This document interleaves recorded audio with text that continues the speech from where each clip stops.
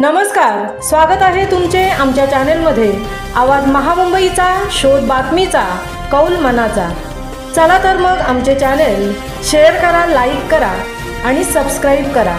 धन्यवाद। स्वयंभू शिवानंद महोत्सव कळस पूजा सत्यनारायणची महापूजा कुडपणमध्ये संपन्न।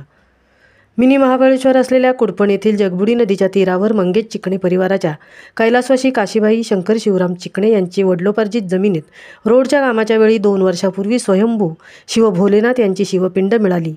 त्या पिंडीचे हरिभक्त परायण सत्यवान बाबा महाडिक यांच्या मार्गदर्शनाखाली आज महाशिवरात्रीनिमित्त सत्यनारायणची महापूजा, गणेश पूजा, कळस पूजन हरिभक्त परायण श्री किसन महाराज साकपाळ यांच्या हस्ते झाले।